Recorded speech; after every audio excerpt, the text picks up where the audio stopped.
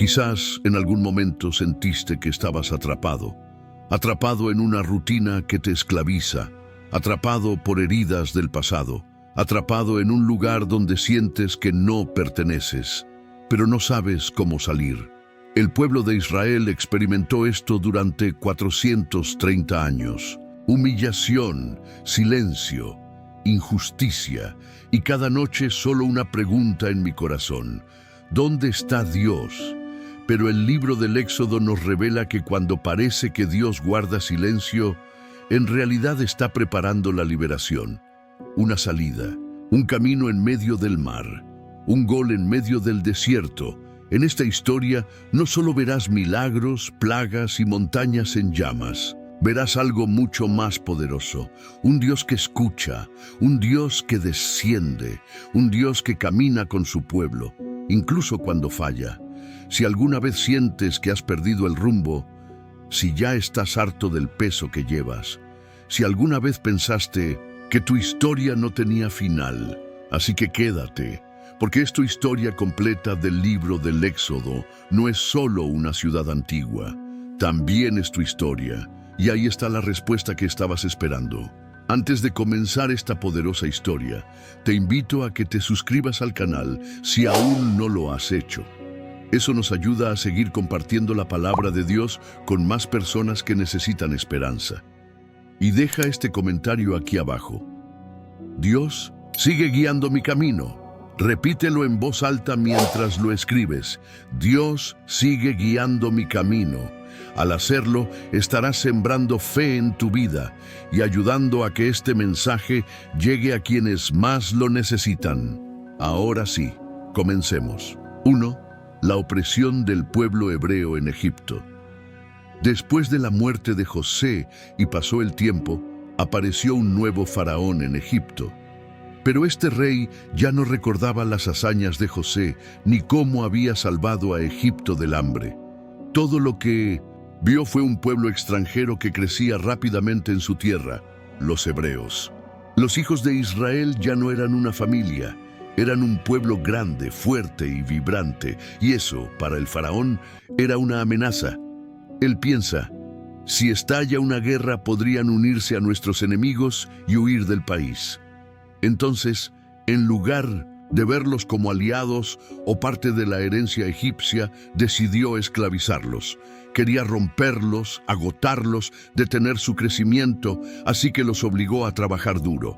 Desde el amanecer hasta la noche, bajo el calor abrasador del sol egipcio, los hebreos transportaron piedras, fabricaron ladrillos, construyeron ciudades para el faraón, Pitón y Ramsés.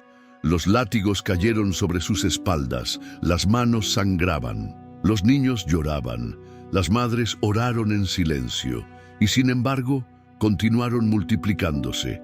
El plan del faraón no funcionó. Cuanto más los oprimía, más fuerte se hacía el pueblo. Luego, endureció aún más su corazón. Ordenó a las parteras hebreas que mataran a todos los varones recién nacidos, pero estas mujeres temían a Dios más que al rey y no obedecieron. Entonces el faraón dio una orden aún más cruel. Todo niño varón que nazca será arrojado al Nilo. La oscuridad parecía cubrirlo todo, y es allí, en medio del dolor, la injusticia y las lágrimas de las madres indefensas, donde comienza la historia del Éxodo, no como un cuento de hadas, sino como una realidad marcada por el sufrimiento, pero también por la esperanza. Porque aunque parecía que Dios guardaba silencio, ya estaba preparando a su libertador. 2. El nacimiento milagroso de Moisés. En medio de una época oscura, cuando la vida de todo niño hebreo estaba condenada al Nilo, nació un bebé especial. Era hijo de una pareja levita, Amram y Jocabed, y desde el momento en que su madre lo abrazó, supo que no era un niño cualquiera. La Biblia dice que vio que era hermoso, pero más que su apariencia, algo en su mente le decía, este niño tiene un propósito divino. Durante 3 meses, Jocabed escondió a su hijo, lo meció en silencio, lo cuidó con cuidado y cada vez que lloraba, rezaba para que ningún egipcio la escuchara. Vivían como si cada día fuera una batalla entre la vida y la muerte. Pero llegó un momento en que ya no pudo ocultarlo. Entonces, con lágrimas en los ojos, pero fe en el corazón, tomó una cesta de juncos, la cubrió con alquitrán para que no goteara, colocó en ella al pequeño bebé y lo dejó flotar sobre las aguas. Del Nilo no fue abandono, fue una entrega. Jocabed no sabía qué iba a pasar, pero confiaba en que el mismo Dios que le dio este hijo también podía protegerlo. La cesta flotó suavemente, guiada por la corriente, hasta llegar a un lugar inesperado, el palacio del faraón. Y fue precisamente la hija del faraón quien vio esta pequeña arca flotante. Mandó a un criado a buscarla, abrió la cesta, y allí, llorando, la niña la miró, y su corazón se conmovió. Aunque sabía que era un niño hebreo, uno de los condenados por la ley de su padre, decidió adoptarlo como suyo. Él lo llamó Moisés, lo que significa fuera del agua. Pero Dios tenía una sorpresa más. Miriam, la hermana del niño, había seguido la cesta de lejos, y cuando vio que la princesa lo tomaba en brazos, se acercó valientemente y se ofreció a buscar una niñera hebrea para criarlo. ¿Y a quién se llevó? A su propia madre, Jocabed. Entonces Dios no solo salvó a Moisés de la muerte, sino que permitió que su propia madre lo criara, y que crecería en el palacio del faraón con educación, comida, refugio y autoridad real. Moisés era un hebreo criado como príncipe egipcio. Vivió entre columnas de mármol, se sentó en banquetes, habló la lengua de los sabios, pero su corazón no se olvidó de su pueblo. Y aunque pareciera ser uno más poderoso, Dios ya lo estaba entrenando para ser un libertador.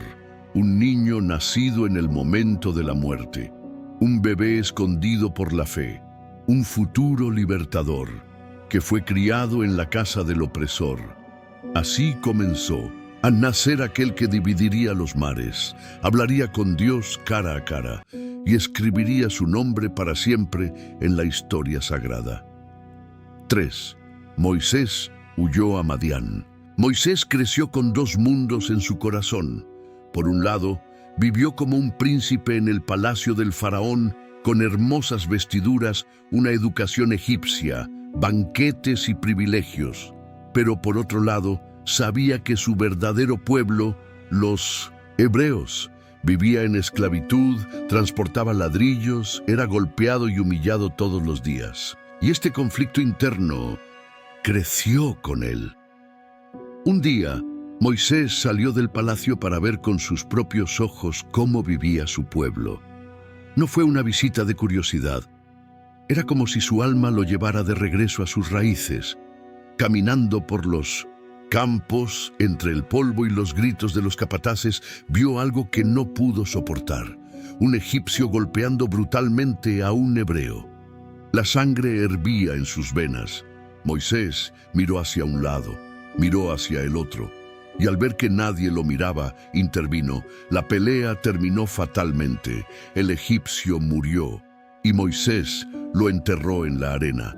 Pensé que nadie lo vio, pero al día siguiente volvió a salir y vio a dos hebreos peleando. Quería separarlos, como diciendo: ¿por qué se hacen daño si ya están sufriendo tanto? Pero uno de ellos lo miró y le dijo: ¿quién te hizo juez o príncipe sobre nosotros? ¿Me vas a matar como mataste al egipcio? En ese momento, Moisés sintió un frío recorrer su espalda. Lo sabían, y si lo supieran, el faraón también lo sabría. Y así fue. Cuando el faraón se enteró, ordenó capturar y ejecutar a Moisés. Pero antes de que puedan atraparlo, Moisés huye. Corrió por su vida, salió de Egipto y se perdió en el desierto. Imagínelo, un hombre que había vivido entre oro y columnas reales, ahora caminando bajo un sol abrasador, con los pies en la arena, sin agua, sin comida, sin rumbo. Todo lo que había conocido lo había perdido. Pero Dios no había terminado con él. Después de días de viaje, Moisés llegó a un lugar llamado Madián. Allí, exhausto, se sentó cerca de un pozo. No sabía que este momento sería el comienzo de un nuevo capítulo en su vida. Cerca del pozo, vio a unas mujeres jóvenes que venían a abrevar a sus ovejas, pero vinieron unos pastores maleducados y los ahuyentaron. Moisés, todavía con el corazón ardiente de su defensor, se levantó y los ayudó, los protegió y les dio agua. Las niñas llegaron a casa más temprano de lo habitual y su padre, Jetro, un sacerdote de Madián, les preguntó por qué. Le contaron lo que había hecho el extraño y Jetro mandó llamarlo. Moisés fue recibido, alimentado y con el tiempo se quedó a vivir allí. Se casó con una de las hijas de Jetro, llamada Séfora, y tuvo un hijo llamado Gershom, cuyo nombre significa extranjero en tierra extraña. Y así se convirtió el gran príncipe de Egipto, pastor de ovejas en el desierto. Para el mundo, su historia parecía haber terminado, pero a los ojos de Dios estaba apenas empezando a prepararse, porque a veces Dios lleva a una persona al desierto, no para castigarla, sino para moldearla. Si esta historia te toca el corazón, no olvides darle me gusta al vídeo y compártelo con alguien que lo necesite. Tal vez haya alguien cerca de ti, viviendo en su propio desierto, esperando una palabra de esperanza. Sé el canal a través del cual Dios habla. Compartir. Comentario. Y quédate con nosotros, porque la parte más profunda de esta historia aún está por llegar. 4. El llamado de Dios a la zarza ardiente. Han pasado los años. Moisés ya no era un joven impulsivo. Había cambiado el cetro de palacio por el bastón de pastor. En Madián aprendió a cuidar los rebaños, a escuchar el silencio del desierto, a vivir lejos de la grandeza y más cerca de la tierra. Pero aunque parecía que la vida se había detenido, Dios lo estaba preparando en secreto, hasta el día que cambiaría su historia y la de una ciudad entera. Moisés estaba guiando las ovejas de su suegro Jetro por el desierto y llegó a un lugar especial, Monte Horeb, también conocido como Montaña de Dios. Allí, mientras caminaba entre las piedras, algo inusual llamó su atención. Vio un arbusto envuelto en llamas. Se quemó, pero no se quemó. El fuego era real, intenso, ardiente, pero el arbusto seguía intacto. Moisés, curioso, se acercó para observar mejor, pero en ese momento, una voz potente le llamó desde en medio del fuego. «¡Moisés! ¡Moisés!». Y él respondió: «Aquí estoy». Entonces la voz dijo: «No te acerques más, quítate las sandalias, porque el lugar donde estás es tierra santa». En ese momento Moisés comprendió. Este no fue un incendio cualquiera, estaba en la presencia del Dios vivo. La voz continuó: «Yo soy el Dios de vuestro padre, el Dios de Abraham, de Isaac y de Jacob». Y Moisés, lleno de miedo, cubrió su rostro.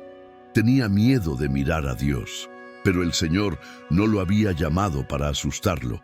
Lo había llamado para enviarlo a una misión que cambiaría el curso de la historia. «Vi la aflicción de mi pueblo en Egipto, escuché tu llanto, conozco tu dolor, y bajé para liberarlos y llevarlos a una tierra buena y espaciosa, una tierra que mana leche y miel». Imagina este momento. Después de décadas de creer que todo había terminado, Moisés escucha directamente de Dios que la historia no ha terminado, que todavía hay propósito, que todavía hay promesa, que todavía hay liberación.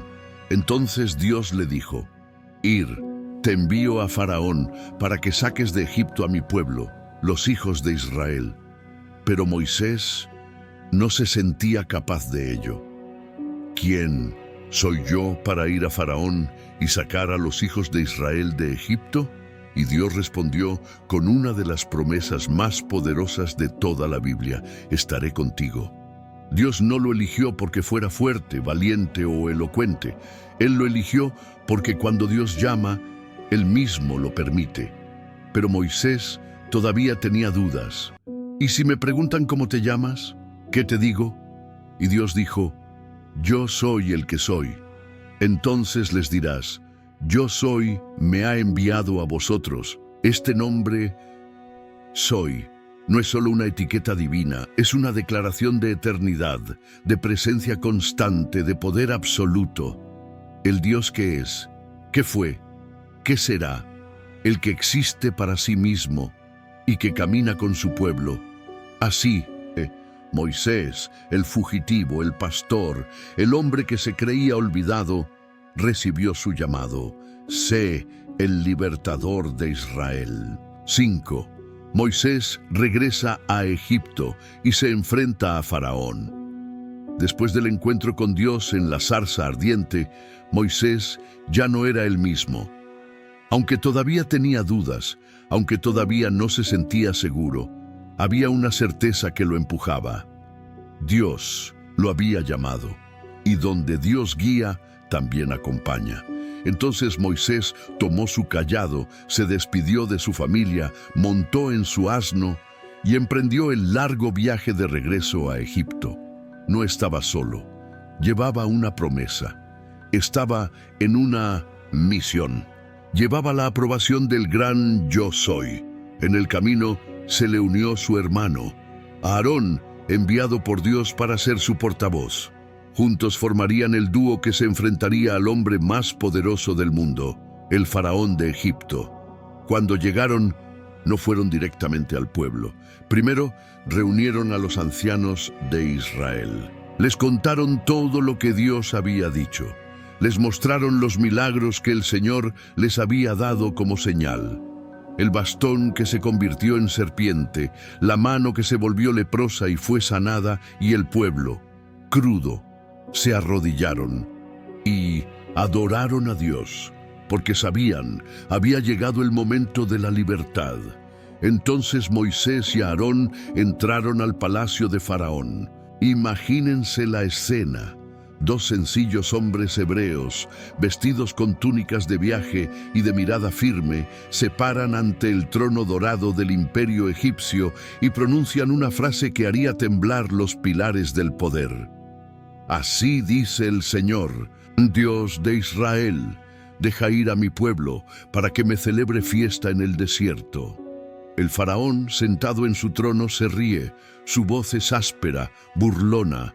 ¿Quién es este Señor para que yo escuche su voz y deje ir a Israel? Yo no conozco al Señor y no dejaré ir a Israel. Para él, Moisés era solo un hombre, y el Dios de Israel era una idea débil en comparación con sus dioses egipcios. No solo rechazó la solicitud, pero hizo la carga más pesada para el pueblo hebreo. Ordenó que ya no les dieran paja para hacer ladrillos, sino que siguieran produciendo la misma cantidad. Los capataces los golpearon, los trabajadores estaban exhaustos, y el pueblo comenzó a quejarse contra Moisés y a Aarón. Nos has hecho abominables delante de Faraón. Ahora nuestra situación es peor que antes. Moisés, angustiado, clama a Dios. Señor, ¿por qué afliges a este pueblo? Es para eso a lo que me enviaste. Desde que fui a Faraón todo ha empeorado, y tú no has liberado a tu pueblo. Y la respuesta de Dios fue clara, poderosa y firme. Ahora verás lo que voy a hacer. Con mano fuerte los dejará ir. Yo soy el Señor, recordé mi pacto. Los sacaré con el brazo extendido. Yo seré vuestro Dios, y vosotros seréis mi pueblo. El corazón de Faraón se endurecería muchas veces. No sería una batalla rápida, pero mi Dios había comenzado a actuar. Y una cosa era segura: ningún trono humano puede resistir al Rey de toda la tierra. 6. Las 10 plagas de Egipto. Desde el momento en que Faraón se negó a liberar al pueblo de Israel, comenzó un enfrentamiento directo entre el Dios verdadero y los dioses falsos de Egipto. No fue solo una pelea entre Moisés y Faraón, fue una demostración pública ante los ojos del mundo de quien tenía verdadero poder sobre la creación, la vida y la historia. Dios le dijo a Moisés que el corazón de Faraón se endurecería, pero que él mismo lo usaría para manifestar su gloria. Entonces, las plagas han comenzado uno tras otro, atacando el orgullo y la idolatría de Egipto. Primera plaga: agua transformada en sangre. Moisés levantó su bastón sobre el Nilo y las aguas se enrojecieron de sangre. El pez está muerto. El río apestaba, ni siquiera los pozos proporcionaban agua potable. Lo que era la fuente de vida para Egipto ha quedado muerto. Pero Faraón endureció su corazón. Segunda plaga: ranas por todas partes. Dios envió ranas desde el Nilo e invadieron casas, camas, cocinas y hornos. No había ningún lugar donde no hubiera ranas. Cuando Faraón le rogó a Moisés que orara para que se fueran, Dios así lo hizo, pero el Faraón se endureció nuevamente. Tercer flagelo: piojos en hombres y animales. Sin previo aviso, el polvo del suelo se convirtió en pequeños insectos, piojos que cubría personas y animales. Incluso los magos egipcios reconocieron: es el dedo de Dios. Pero el Faraón no quiso escuchar. Cuarto flagelo: las moscas invasoras. Dios envió enjambres de moscas. Estaban en las caras, en los platos, en los ojos. Fue insoportable. Pero sucedió algo nuevo. En Gosén, donde vivían los hebreos, no había ni una sola mosca. Dios hizo una diferencia entre su pueblo y los egipcios. Quinta plaga: muerte del ganado egipcio. Dios envió una plaga sobre el ganado egipcio: caballos, asnos, camellos, vacas. Todos murieron a causa de una enfermedad devastadora. Pero el ganado de los israelitas permaneció intacto. Y sin embargo, el Faraón sigue resistiendo. Sexta plaga: úlceras en los cuerpos. Moisés arrojó cenizas al aire y éstas cayeron sobre el pueblo egipcio, causando heridas dolorosas y úlceras en tu piel. Ni siquiera los magos podían soportarlo. Sin embargo, el corazón del Faraón todavía estaba hecho de piedra. Séptima plaga: granizo destructivo. Dios advirtió que caería granizo como nunca antes en Egipto. Aquellos que creyeron protegieron a sus animales. Los que no lo hicieron, lo perdieron todo. Lluvia, fuego y hielo cayeron del cielo, destruyendo campos, árboles y casas. Y aunque Faraón dijo: esta vez he pecado, cuando cese el granizo, se endureció de nuevo. Octava plaga: langostas voraces. El viento del este trajo nubes de langostas que devoraron lo que quedaba del trigo, de la cebada, de las hojas. Egipto permaneció desnudo como un esqueleto seco. Incluso los funcionarios del Faraón le rogaron: ¿cuánto tiempo seguirá siendo esta una conexión para nosotros? Pero Faraón se ofreció a liberar solo a unos pocos, y Dios no aceptó una rendición a medias. Novena plaga: oscuridad profunda. Durante 3 días, Egipto se vio sumido en la oscuridad es tan espesa que puedes sentirla. Nadie se movió, nadie se atrevió a salir. Era como si el juicio de Dios hubiera cubierto la tierra. Pero en las casas de los hijos de Israel había luz. Décima plaga: la muerte de los primogénitos. Finalmente llegó el golpe más doloroso. Dios anunció que a medianoche cada primogénito en Egipto moriría, desde el hijo del faraón hasta el del esclavo, pasando por los animales. Pero él le dio a su pueblo una salida. Debían tomar la sangre de un cordero sin defecto y marcar con ella los postes y el dintel de sus puertas. Esa noche, el ángel de la muerte pasó por Egipto, y donde no había sangre, había llanto. Faraón, abrumado por el dolor, llamó a Moisés temprano en la mañana y le dijo: váyanse, salgan de mi pueblo, tomen sus familias, sus animales y vayan a servir a su Dios. Después de 10 señales claras, Egipto había caído de rodillas ante el poder del Señor. Estos flagelos no fueron solo castigos, eran señales. Todos Desmantelaron la falsa seguridad. Cada plaga reveló que solo hay un Dios verdadero y que cuando habla, los reyes tiemblan, la creación obedece y la historia cambia. 7. La primera Pascua y la 10ª plaga. Había llegado la noche más temida. 10 veces Dios había hablado. Faraón había resistido 10 veces. Pero ahora el juicio final recaería sobre Egipto y no habría vuelta atrás. Dios anunció que, a medianoche, cada primogénito moriría, del heredero al trono al hijo del más humilde servidor. Incluso los animales primogénitos se verían afectados. Un pesado silencio cayó sobre todos. Pero Dios, fiel a su carácter de justicia y misericordia, ha preparado un plan de protección para su pueblo. Fue el nacimiento de algo nuevo, algo que cruzaría generaciones, Pascua de Resurrección. Dios instruyó a Moisés en cada detalle. Toda familia israelita debería elegir a un cordero macho sin defecto de 1 año de edad. Deberían sacrificarlo al atardecer y esparcir la sangre en los postes y vigas de las puertas. Sangre sería la señal. Cuando pasó el ángel de la muerte, al ver la sangre, pasaría por alto esa casa. Ningún daño sufrirían quienes estuvieran bajo esta manta. Fue un acto de fe, de obediencia y entrega. Además, cada familia debería asar el cordero entero, sin romper ningún hueso, y comiéndolo esa noche con pan sin levadura y hierbas amargas, recordando el torrente de la liberación y el dolor de la esclavitud. Deberán comer vestidos, con el cinturón ajustado, sandalias en los pies y un palo en la mano, como quien es listo para funcionar en cualquier momento. Esa noche, el pueblo de Israel no durmió. Los padres explicaron a sus hijos lo que iba a pasar. Las madres prepararon el cordero con los ojos llenos de miedo y esperanza.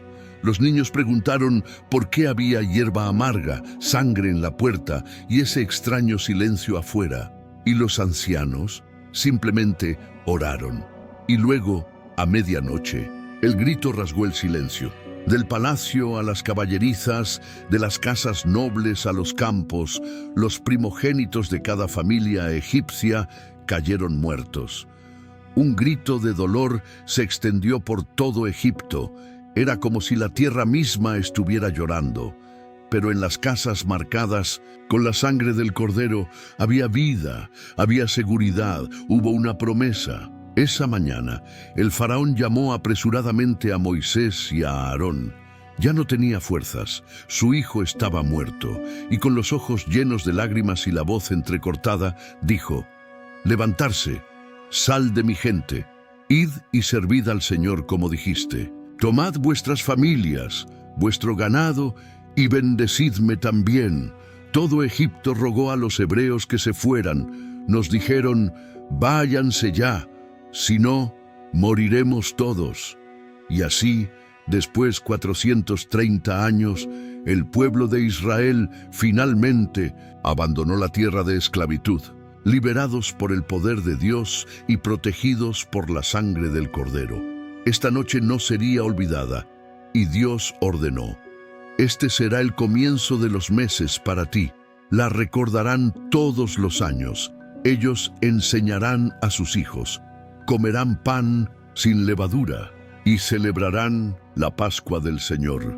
Porque esa noche Dios no solo liberó al pueblo de la muerte, marcó el comienzo de una nueva historia, la historia de un pueblo libre, la historia de un Dios que salva, la historia de la redención, sellada con sangre. Pasa un momento.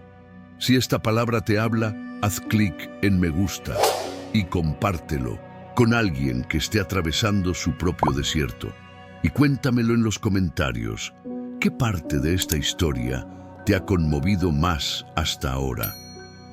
Recuerda, cuando comentas, cuando compartes, esta palabra llega a otros corazones que también hoy tienen necesidad de escuchar la voz de Dios. 8. Comienza el Éxodo. Libertad después de 430 años. el amanecer en el que Egipto lloró, fue el mismo amanecer en el que Israel empezó a sonreír. Después de 430 años de esclavitud, dolor, silencio y oraciones aparentemente sin respuesta, el pueblo de Dios finalmente se levantó como un pueblo libre. Fue como despertar de una pesadilla que había durado generaciones. Las familias hebreas partieron apresuradamente, vestidos con sus túnicas, sandalias en los pies, bastones en las manos, llevando sus bienes, sus hijos, sus animales, y en sus corazones la promesa viva de la libertad. Los egipcios, destrozados por las heridas y el dolor de la muerte de los primogénitos, los empujó a irse, y no solo les permitieron salir, sino que también los llenaron de oro, plata, hermosos vestidos y utensilios. Era como si, después de siglos de trabajos forzados, Dios estaba restaurando lo que el pueblo había perdido. Fue el éxodo, la gran salida. La multitud era enorme, más de 600,000 hombres, sin contar a las mujeres, niños y extraños que decidieron seguirlos. Fue una marcha gigantesca, familias enteras, ancianos, animales, carruajes improvisados, bebés en brazos, madres lactantes, niños que preguntaban constantemente, ¿a dónde vamos, papá? Y aún sin saber su destino final, continuaron. Porque ahora el Señor fue su guía.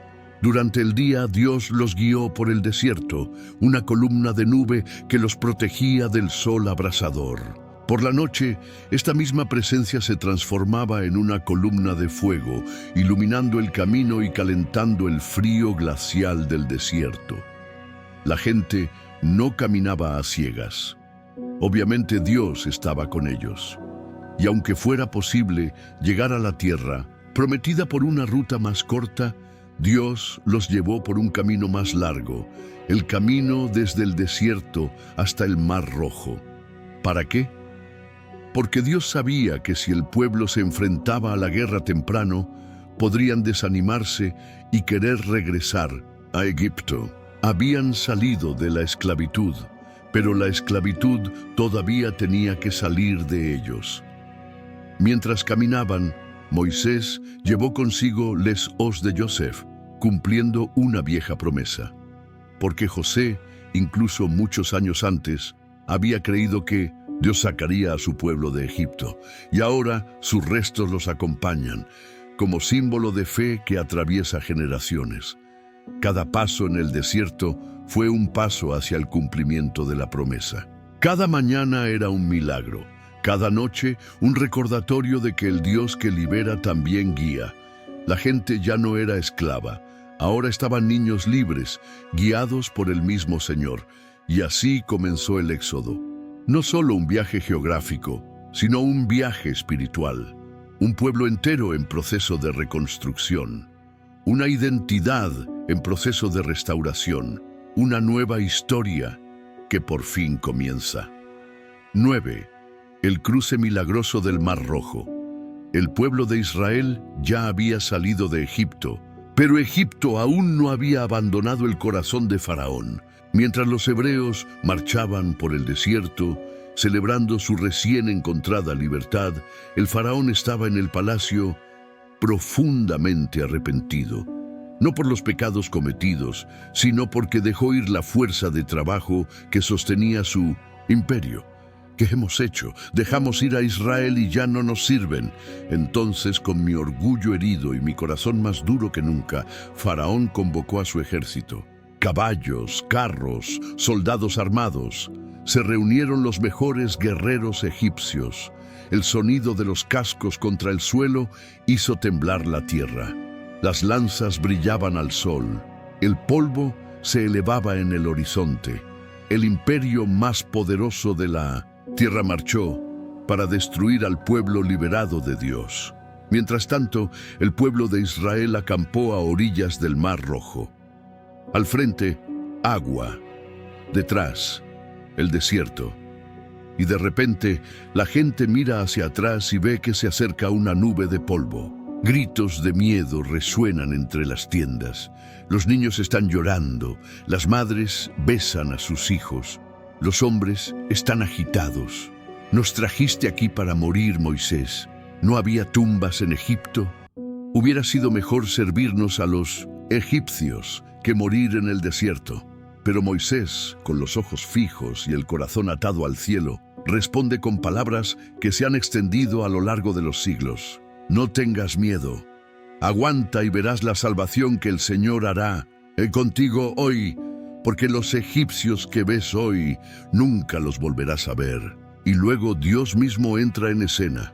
La columna de nube que los precedía retrocede y se interpone entre el ejército egipcio y el pueblo. Para los israelitas esto trae luz, para los egipcios oscuridad.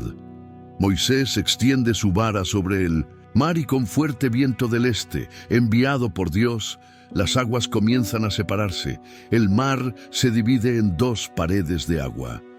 Y justo en el medio aparece un camino seco. Sí, un camino a través de lo imposible. Y entonces comienza la travesía. La gente camina entre paredes de agua, con los ojos muy abiertos y los pies sobre tierra seca. Miles y miles de personas, una generación entera, cruzan el mar ante los ojos del cielo. Un milagro visible, una liberación definitiva. Cuando cruza el último israelita, los egipcios entran al mar con sus carros, sus espadas y su furia. Pero Dios sola de la columna de fuego y nube y confunde a los soldados. Las ruedas del carro quedan bloqueadas, los caballos se están saliendo de control y los egipcios se dan cuenta: huyamos de Israel, porque el Señor pelea por ellos contra nosotros. Entonces Dios ordena: extiende tu mano sobre el mar, Moisés.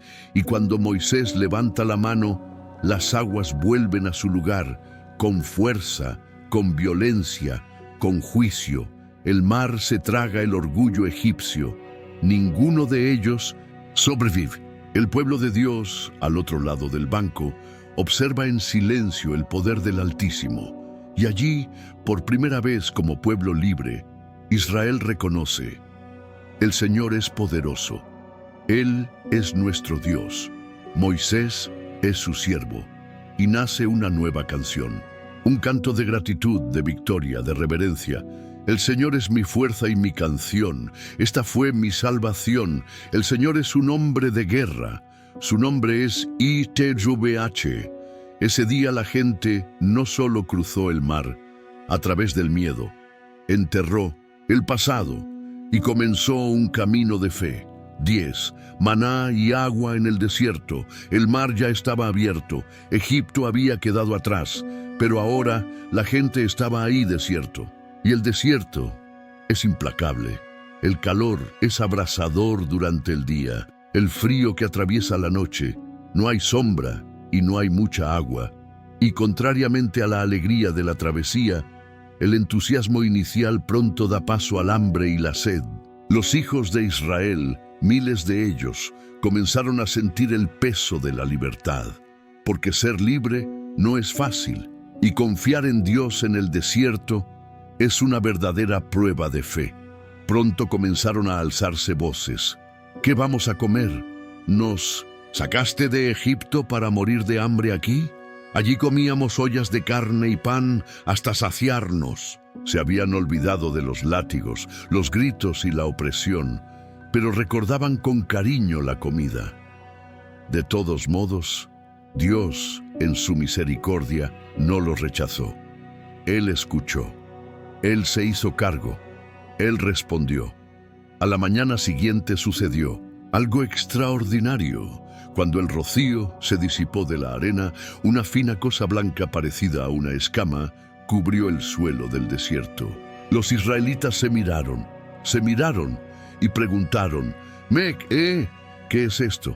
Y Moisés respondió: este es el pan que el Señor os da para comer. Era hombres, el pan del cielo. Sabía a pastel de miel. Se puede hervir, tostar o moler. Era dulce, fresco y llegó.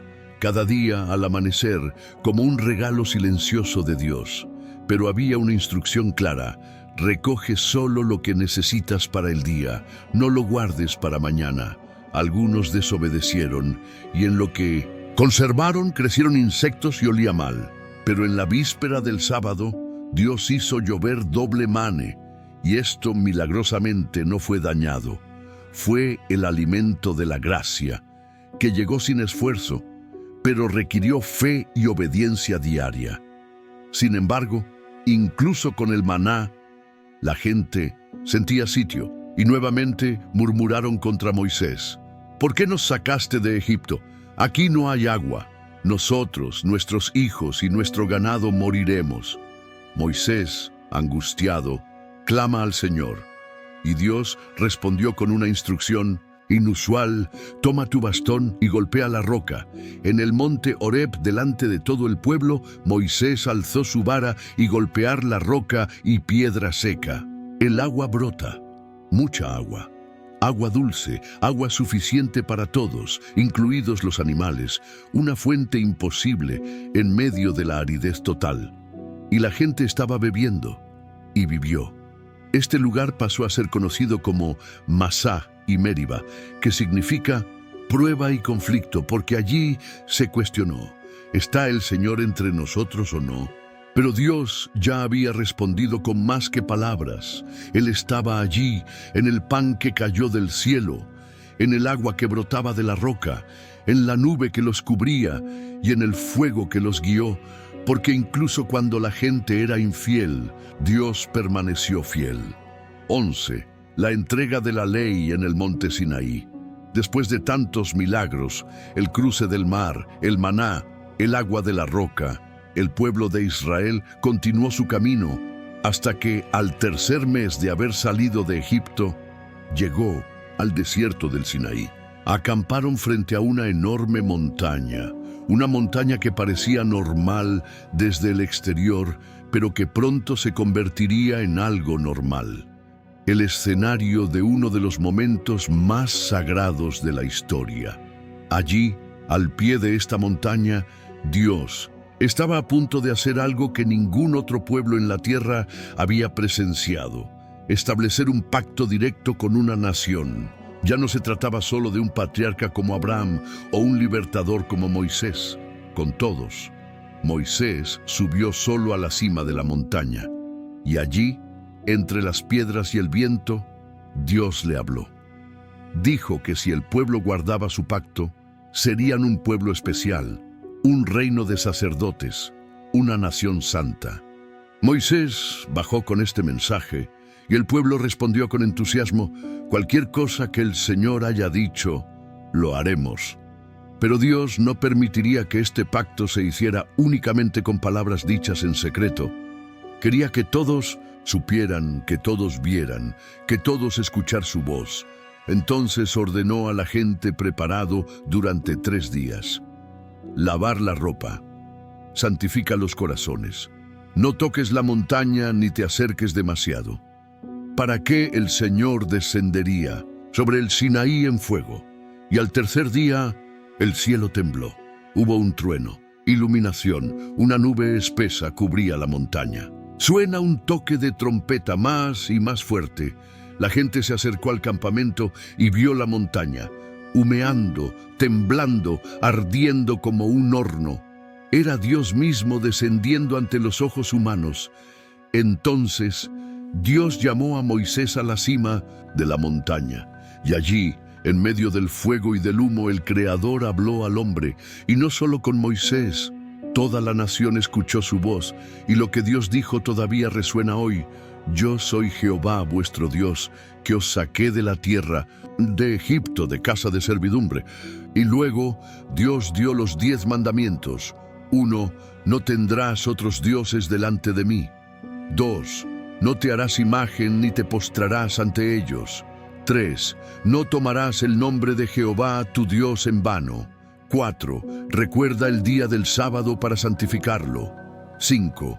Honra a tu padre y a tu madre. 6. No matarás. 7. No cometerás adulterio. 8. No robarás. 9. No darás falso testimonio.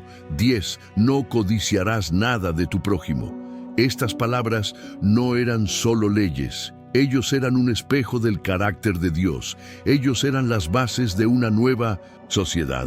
Pero la experiencia fue tan fuerte que el pueblo, temblando de miedo, preguntó a Moisés: «Que Dios ya no nos hable directamente. Habla con él y cuéntanos qué te dice». Moisés, con el rostro bañado de gloria y los pies firmemente plantados en la misión, se convirtió en el mediador entre Dios y el pueblo. Y Dios continuó dándole instrucciones sobre la justicia, sobre el cuidado de los pobres, sobre el sábado, sobre cómo construir el tabernáculo. Allá, Dios no solo estaba formando una multitud, sino una nación santa, y el monte Sinaí, que una vez no fue más que piedra y polvo, se convirtió en el altar del pacto. Aquí es donde Dios no solo se reveló como el libertador, pero como el legislador, el Padre y el Dios actual. Detente un segundo. ¿Sientes que esta historia te habla directamente? Entonces, me gusta ahora mismo. Y envíalo a alguien que necesite una señal de Dios. Y escribe en los comentarios: Dios sigue abriendo caminos. Porque cuando comentas, el mensaje se difunde y puede llegar a otro corazón que lo necesita justo a tiempo. 12. El becerro de oro y la intercesión de Moisés.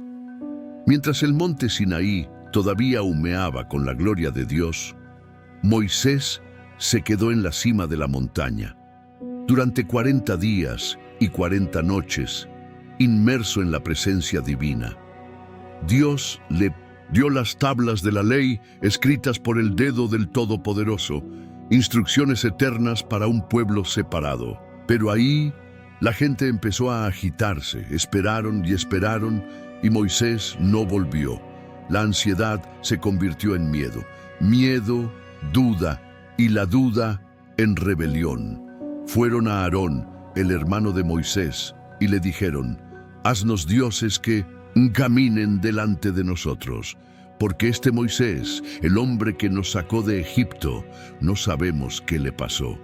Aarón, bajo la presión del pueblo, cedió. Recogió aretes y joyas de oro, regalos que recibió al salir de Egipto, y los fundió, y con tus propias manos formó un becerro de oro. Sí, un becerro de metal, un símbolo pagano, y luego dijeron: «Es tu Dios, oh Israel, quien te sacó de la tierra de Egipto». Hicieron un altar, ofrecieron sacrificios, comieron, bebieron, bailaron y adoraron como si Dios nunca les hubiera hablado. Allá arriba, Dios vio todo, y su voz sonó como un trueno para Moisés: «Vamos, baja rápido, porque tu pueblo que sacaste de Egipto se ha corrompido». Se apartaron muy temprano, hicieron un ternero, y les encantó. Y Dios, indignado, dijo: «Déjame destruirlos y haré de ti una gran nación». Es en este momento que Moisés, ya no como fugitivo o libertador, sino como intercesor, se colocó entre el juicio de Dios y la rebelión del pueblo. Con el corazón atribulado, él oró a Dios: «Señor, ¿por qué debe encenderse tu ira contra tu pueblo, al que sacaste con mano fuerte? ¿Qué dirán los egipcios, que los llevaste para matarlos en el desierto? Acuérdate de Abraham, Isaac y Jacob, tus siervos, a quienes juraste». Y la Biblia dice algo poderoso. Entonces, el Señor cambió de opinión acerca del mal que había prometido hacerle a su pueblo. Moisés bajó de la montaña llevando las 2 tablas de la ley, tablas escritas por Dios, llenas de propósito y gloria. Pero cuando vio con sus propios ojos el becerro de oro y al pueblo danzando a su alrededor, le temblaban las manos. Su mente estaba angustiada y rompió las tablas al pie del monte. Era como un símbolo visible. El pacto fue roto por la idolatría. Destruyó el becerro, lo quemó, lo molió hasta convertirlo en polvo. y lo mezcló con agua para que bebiera el pueblo. Una lección amarga y literal que nunca olvidarán. Entonces Moisés regresó a la presencia de Dios. Una vez más, con valentía y humildad, intercedió por su pueblo. Su pecado es perdonado. Eso es bueno. Pero de lo contrario, sácame del libro que escribiste. Un amor profundo. Un líder dispuesto a perderlo todo, incluso su nombre ante Dios, para salvar a su pueblo perdido. Y el Señor respondió con justicia y gracia. No borraría el nombre de Moisés, pero todos responderían por sus pecados. De todos modos, Dios renovaría el pacto. De todos modos, su presencia no los abandonaría. El becerro de oro fue un momento de caída, un escándalo, un fracaso, pero también fue el escenario donde brilló algo más grande, el poder de la intercesión, la paciencia de Dios y la promesa de que incluso cuando caemos, Él siempre nos llama a empezar de nuevo. 13. La construcción del tabernáculo. Después del pecado del becerro de oro y la poderosa intercesión de Moisés, Dios no ha abandonado a su pueblo. Y más, decidido permanece entre ellos. Sí, el Dios que creó los cielos y la tierra, el Dios que habló desde en medio de la zarza, que partió el mar y hizo llover maná, viviría en medio del campamento, pero para esto dio instrucciones detalladas a Moisés en la montaña: construir un santuario. Este santuario se llamaría tabernáculo, un lugar sagrado y móvil donde la presencia de Dios habitaría entre su pueblo. Cada detalle ha sido revelado por Dios. No se improvisaría nada. Nada sería humano. Fue un proyecto celestial, dado directamente por aquel que vive arriba, pero decidió bajar. Los materiales. Dios le pidió al pueblo oferta desde el corazón: oro, plata, bronce, tejidos preciosos, cuero, maderas preciosas, aceite de oliva puro, especias y piedras preciosas. Todo esto lo habían dado los egipcios cuando salieron de Egipto.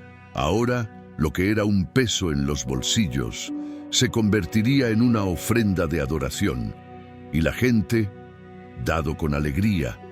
Hombres, mujeres, artesanos, bordadores, carpinteros, fundadores, todos participaron con las manos y el corazón. La estructura del tabernáculo.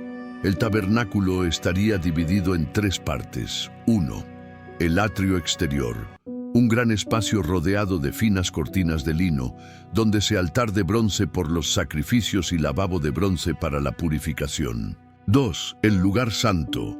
Dentro de la tienda donde araña dorada de 7 lámparas y mesa con pan de la proposición y el altar de incienso. 3. El lugar más santo. El espacio más sagrado separado por un espeso velo. Estaba el arca de la alianza, elaborado en madera de acacia y recubierto de oro puro. El arca de la alianza. En el interior, el tablas de la ley, el hombres y otros el bastón de Aarón que floreció. Y sobre el arca, el propiciatorio, con 2 querubines dorados, alas extendidas frente a frente. Eran alas entre los querubines, para que la gloria de Dios sea manifestada. Allí, Dios le hablaría a Moisés. Allí, el cielo tocó la tierra, el equipo de artesanos. Dios escogió a 2 hombres llenos del Espíritu, Bezaleel y Aholiabe. No solo tenían habilidades técnicas, fueron divinamente inspirados, y junto con otros comenzaron a construir cada habitación como Dios había mandado. No crearon desde cero. Ellos reprodujeron lo que Dios ya había mostrado en la montaña. Obediencia completa. Cada pieza, cada tejido, cada anilla, cada metro de cortina ha sido confeccionado exactamente como Dios lo ordenó. No se ha agregado nada, no se ha eliminado nada. La verdadera adoración comienza con la obediencia. La gente fue más allá. Las ofrendas fueron tan numerosas que Moisés tuvo que dar una orden sorprendente: suficiente, no Traigas más, ya hay suficiente para la obra del Señor. Un pueblo que antes se quejaba, ahora estaba dando más de lo que necesitaba. Porque cuando el corazón es tocado por la presencia de Dios, no calcula, entrega. El tabernáculo no era solo una tienda de campaña, era un símbolo vivo de la presencia de Dios, un recordatorio constante de que el Señor caminó con ellos, habitó entre ellos y los guió en cada paso. Dios no estaba solo en la montaña, estaba en medio del campamento. Siguiente. Aquí. Tipo 14. La gloria de Dios llena el tabernáculo. Habían pasado meses desde que el pueblo abandonó Egipto. Vieron el mar partirse, vieron el pan caer del cielo, agua que brota de la roca. Oyeron la voz de Dios sacudiendo el monte Sinaí. Pero ahora lo que estaba a punto de suceder era algo aún más extraordinario. La gloria de Dios descendería y moraría con ellos. Después de obedecer cada detalle del diseño del tabernáculo, cortinas, columnas, muebles, altar, lavabo, tienda, arca, llegó el día de la consagración definitiva. Moisés, siguiendo al pie de la letra todo lo que Dios le había ordenado, ungió cada pieza del tabernáculo con aceite santo. Desde el altar de bronce, donde se realizarían los sacrificios, hasta el velo del lugar santísimo. Los sacerdotes fueron consagrados. Se presentaron ofertas. La gente esperaba en silencio, con los ojos fijos en la gran tienda sagrada. El corazón latiendo con fuerza y las manos juntas en oración. Y luego sucedió. Entonces una nube cubrió el tabernáculo y la gloria del Señor llenó el santuario. Éxodo 40:34. Una nube densa, luminosa y viva. El mismo que los guiaba de día en el desierto, descendió majestuoso y envolvió todo el sagrario. Y la gloria del Señor lo llena por completo. Este no era un humo común y corriente. Era la presencia real, palpable y poderosa del Dios Altísimo, tan intenso que ni siquiera Moisés pudo entrar. Allí, entre los querubines del Arca de la Alianza, en el lugar santísimo, la santidad de Dios ha sido manifestada. Dios, el creador de los cielos, se había acercado al hombre. Dios, el libertador de Israel, ahora habitaba en el centro del pueblo. Dios, el Santo, decidió caminar con ellos, paso a paso en el desierto. Y a partir de ese día, algo cambió durante el viaje. Cuando la nube se levantó del tabernáculo, el pueblo se fue. Cuando la nube permaneció, la gente acampó. Ya no caminaban según su propio entendimiento, siguieron la presencia. Por la noche, la nube se convirtió en fuego. Una columna ardiente que iluminó el campamento, calentó los corazones y recordó a todos: Dios está ahí. Ya no había ninguna duda, ya no había más soledad. El centro de la vida del pueblo era ahora la presencia de Dios. Así termina el libro del Éxodo, con la gloria de Dios llenando la casa construida con obediencia y fe y reverencia, porque la verdadera libertad no consistía solo en salir de Egipto, fue aprender a vivir guiados por Dios, día tras día. 15. La promesa de una tierra mejor y el comienzo del viaje. La nube estaba allí, la columna de fuego brillaba por la noche, el tabernáculo había sido dedicado, la ley había sido dada y el pueblo estaba listo para caminar. Pero no fue un viaje cualquiera, fue el cruce a la tierra prometida, esta misma tierra que Dios había prometido siglos antes a Abraham, diciendo: a tu descendencia daré esta tierra, tierra que mana leche y miel. Ahora, este pueblo liberado, un pueblo que había sido esclavo, pero que ahora llevaba la presencia de Dios en el centro del campamento, estaba a punto de iniciar el mayor viaje de su historia. No tenían caminos pavimentados ni señales direccionales, pero tenían algo infinitamente mayor. Tenían la presencia visible de Dios guiando cada uno de sus pasos. Cuando la nube se levantó y comenzó a moverse, toda la multitud estaba organizada.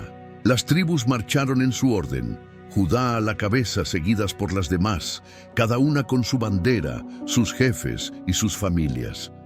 Se oyó el sonido de las trompetas. Las tiendas de campaña han sido desmanteladas. La gente marchó. No era solo una caravana, era un pueblo en alianza con el Dios vivo. El viaje sería largo, lleno de desafíos, luchas internas, miedos y pruebas. Pero había un destino delante de mí. Una promesa viva, tierra fértil esperándolos, una tierra donde ya no comeríamos maná, sino los frutos de la vid, una tierra donde ya no vagarían, sino que habitarían, una tierra donde ya no serían esclavos, sino herederos, y mucho más que un cambio geográfico, Dios quería transformar los corazones, porque el pueblo había salido de Egipto, sí, pero Egipto todavía vivía entre muchos de ellos. Y este paseo, esta vez en el desierto, sería usado por Dios enseñar, corregir, moldear y preparar. En cada etapa, una lección, en cada parada, una dirección, y aún con fracasos, quejas y contratiempos, Dios los siguió, no porque fueran perfectos, sino porque fueron elegidos. El libro del Éxodo termina con el pueblo. Emocionante. Todavía en el desierto, todavía en camino, pero con algo no negociable. La presencia de Dios los acompañó, porque el Dios que los sacó de Egipto con mano fuerte, fue Él mismo quien prometió llevarlos hasta el final. Y este mismo Dios, Él siempre guía los pasos de quienes eligen confiar en Él. Tal vez tú también vengas de Egipto, años de cargas, de cadenas invisibles, de desiertos que nunca terminan, y como Israel, dudaste, caíste, y te preguntaste si Dios todavía estaba contigo. Pero la historia del Éxodo no es solo un recuerdo antiguo, es una promesa viva, porque el mismo Dios que dividió el mar, que habló fuego y que descendió a habitar entre su pueblo, continuar liberando, sigue liderando, continuar restaurando. Y si hoy estás cansado de vagar, si anhelas una nueva tierra, una dirección, un trasero, así que recuerda, Dios siempre camina con aquellos que eligen confiar en Él. Y tu viaje aún no ha terminado. Si esta historia te habló, comprueba ahora si estás suscrito al canal y si no, hazlo hoy. De esta manera no te perderás ninguna palabra que Dios tiene para tu vida. Y no te vayas sin Él, comparte este vídeo con alguien que necesita escuchar esto. Dios siempre abre caminos, siempre guía y siempre transforma los desiertos en promesas. Porque lo que Dios empezó contigo, Él va a terminarlo.